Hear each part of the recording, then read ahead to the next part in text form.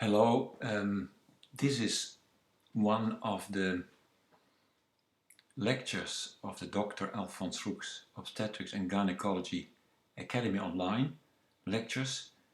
The aim of these lectures is free of access to make obstetrical and gynecological learning material accessible to not only medical nursing and midwifery students with the short-term aim to improve their exam knowledge, but of course also for junior doctors in obstetrics and gynecology and RMOs and registrars, eventually to contribute to more appropriate healthcare for women.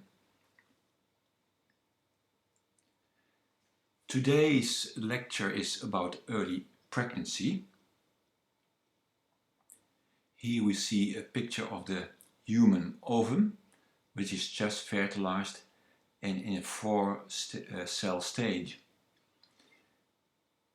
I think early human development embryology, I found that one of the very fascinating topics when I was in medical school some time ago. And nowadays what is beautiful that we can visualize the early embryonic structures with the transvaginal ultrasound scan, so we actually can see and show to our women what is going on. First, some background information to refresh your memory. Fertilization takes place in the ampullary part of the fallopian tube or the uterine tube, and the human ovum does not survive without being fertilized for more than 24 hours after the ovulation. The fertilized ovum will stay for about 2 days in the lumen of the fallopian tube, and then thanks to a current of fluid due to cilia motions, coordinated cilia motions, the fertilized egg will move towards the uterine cavity.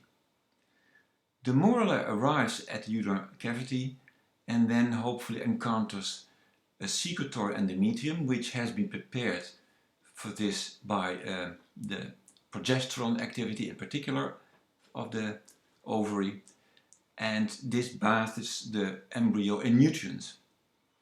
Then 6 to 8 days later the implantation takes place. The embryo, which is now already a blastocyst, which means it has already a little space of fluid inside, attaches and starts the process of implantation in the uterine cavity.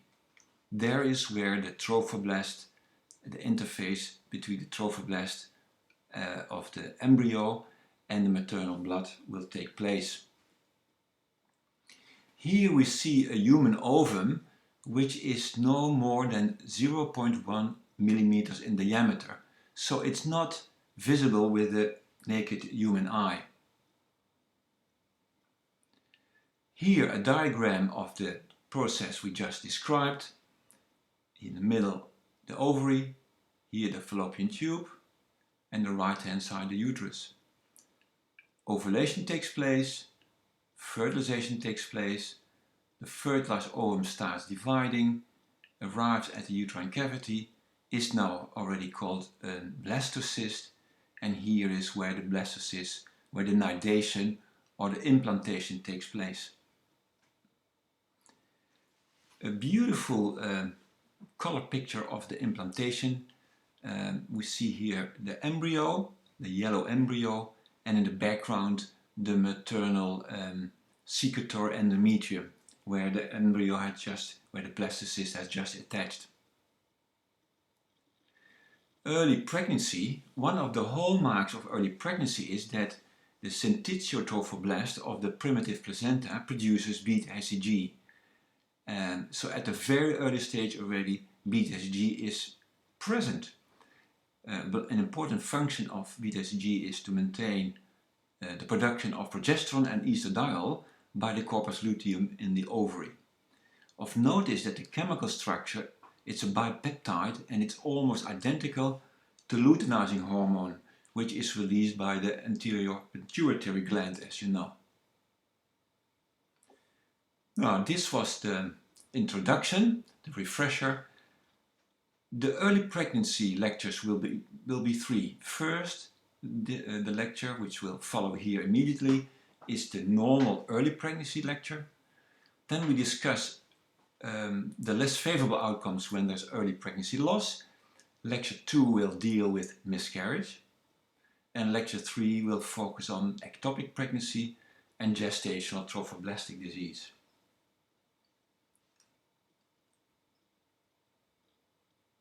Normal early pregnancy.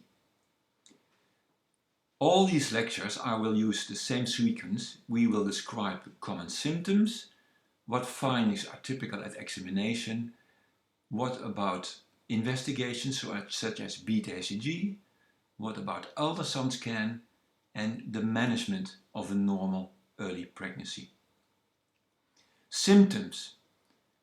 I summarized here for you the most common symptoms. Of course, the hallmark of pregnancy is amenorrhea, the cessation of menstrual periods. Nausea and vomiting in the morning is quite common, as is breast enlargement and tenderness, frequent micturition without symptoms of a bladder infection, fatigue, and many other symptoms such as poor sleep, back pain, and so forth. Examination.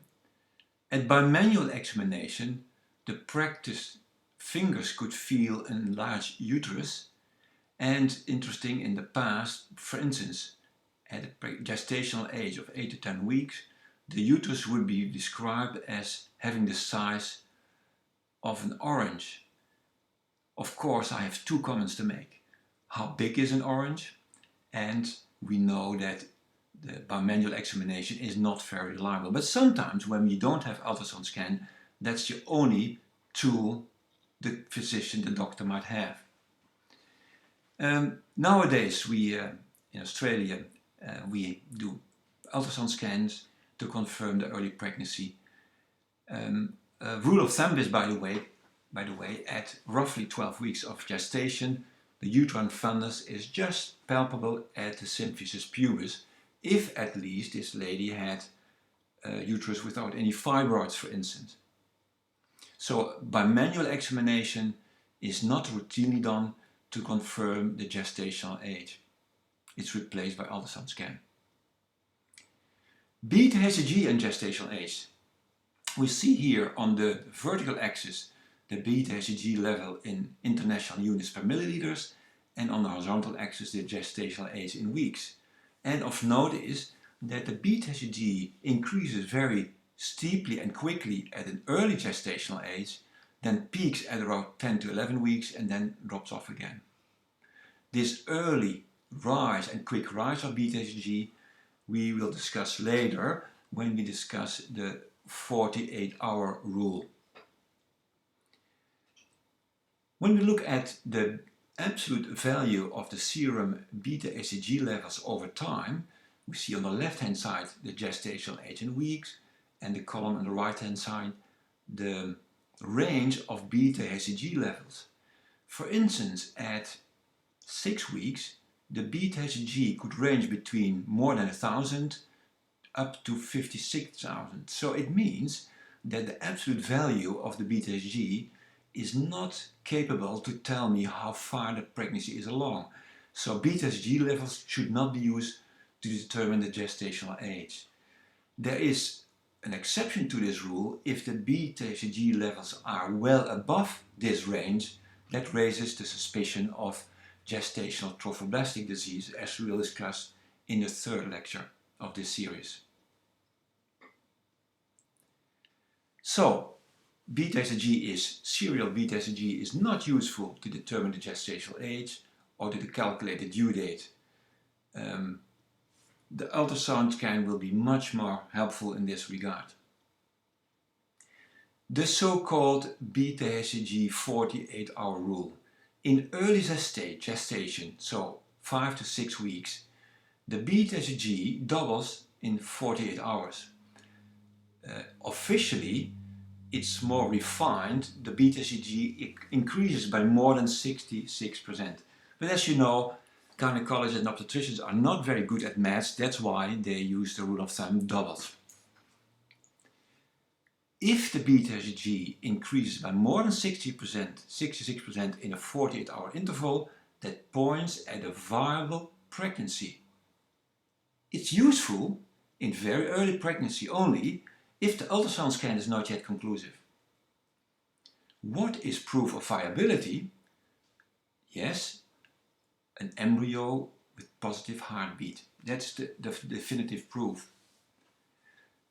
Conversely, if the beta-hCG levels doesn't double in 48 hours, that points most likely at a non-viable pregnancy.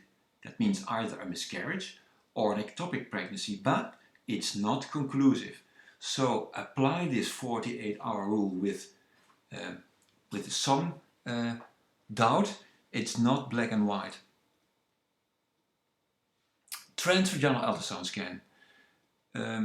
Great and a very well tolerable investigation if explained and if asked permission from the woman. We can visualize, as you can see here in this diagram, the tip of the probe. The ultrasound transducer is very close to the object, the uterus, and hence superior sensitivity. Before we start looking at ultrasound scans, I would like to show you the so-called Carnegie stages of early embryonic development. The numbers here in top are the Carnegie stages, so stage 13, 14, 15 and so forth. And below, between brackets, is given the number of days after ovulation. So be aware, this is 2 weeks later compared to the last menstrual period.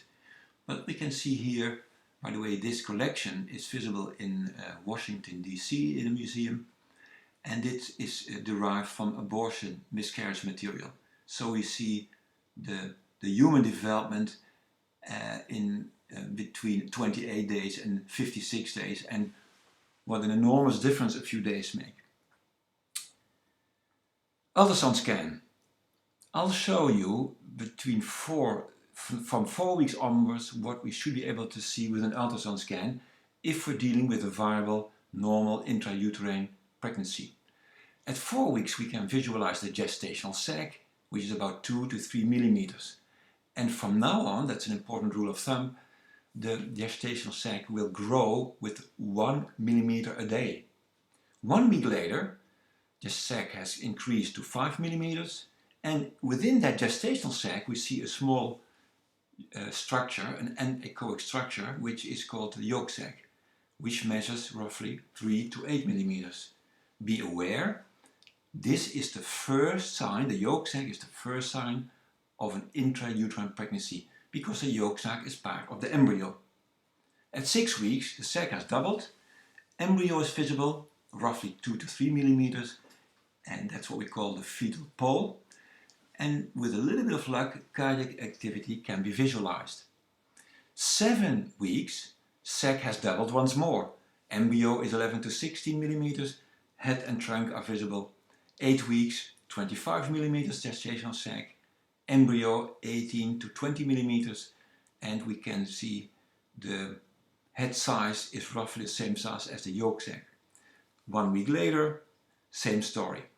So what we can conclude from these data, at a certain gestational age of 7 or most certainly of 8 weeks, we must be able to confirm a viable intrauterine pregnancy. If not, we are dealing with a failed pregnancy or non-viable pregnancy. So certainty about the gestational age is paramount, and in this regard we do not need a beta-hCG level. So in summary, the gestational sac should be visible in the uterus at 4.5 to 5 weeks. Initially it's placed eccentric and is surrounded by echo-dense, is white on the ultrasound scan, chorion. We have to differentiate that from a pseudosac, which is centrally in the uterine cavity and is no more than a little bit of fluid. So if the patient would tilt her pelvis to one side, one can see that the fluid displaces, and that's not the case with the yolk sac, or with the gestational sac. When the yolk sac is when the gestational sac is more than 8 millimeters, a yolk sac should be visible as the first definitive sign of an intrauterine pregnancy. At more than 7 weeks, one transvaginal ultrasound scan in principle is conclusive. We should be able to see the embryo and heartbeat. I'll show you now a couple of pictures of the early embryonic development of an intrauterine pregnancy when we look at ultrasound scans. This is a detailed scan from the uterine cavity. Within we see a very small anechoic space of 3.6 millimeters, and this is the intrauterine sac. At this stage, no yolk sac or embryo are yet visible, but that's perfectly normal for 4 weeks plus. If we move to 6 weeks plus, the crown rump length here visible. This is the gestational sac. This is the crown rump length, measures now 9.6 centimeters. And on the right hand side, with the B mode, we can see the heartbeat here with a frequency of 162. So this is a very positive sign, and this finding means if it's a wanted pregnancy, you can congratulate the lady, because in principle the chance that she will miscarriage is far reduced. This is an overview, a diagram of the ultrasound scan, where we can see the yolk sac on the left hand side, then the embryo with the crown rump length, and here the amnion sac, and outside the chorionic cavity. On the left hand side we see here the maternal endometrium, which is called decidua in case of pregnancy. A couple of ultrasound pictures. 8 weeks plus 6 days. The middle panel shows 7 weeks plus 0, and the lower picture on the right hand corner shows an embryo of 6 weeks and 1 day. Why did I show this? It's obvious that measuring the crown rump length in picture C and D is much more challenging and less reliable. So in general, the recommendation is to start using the crown rump length as a measure to calculate the due date from 8 weeks onwards. The pictures on the ultrasound scan, on the right hand side and the left hand side, we see an embryo Carnegie stage 17, which represents a gestational age of 7 to 8 weeks.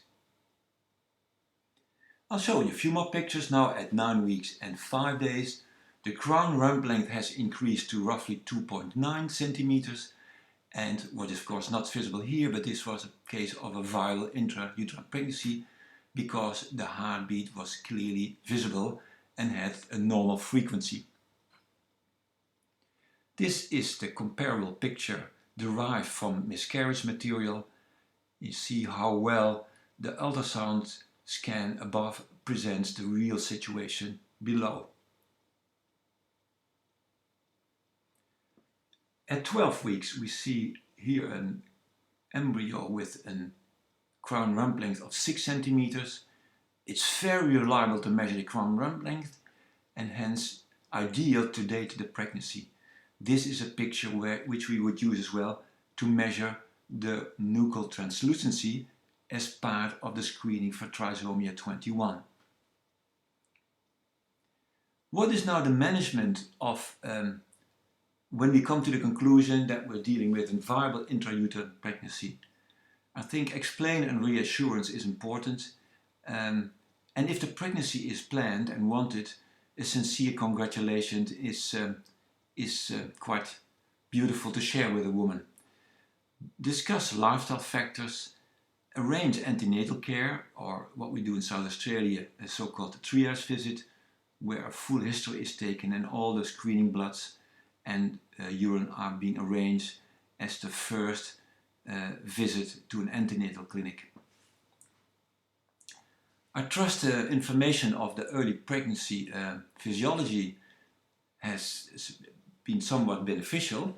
Of course, I would be happy to receive any comments on the email address as you can read here. Thank you.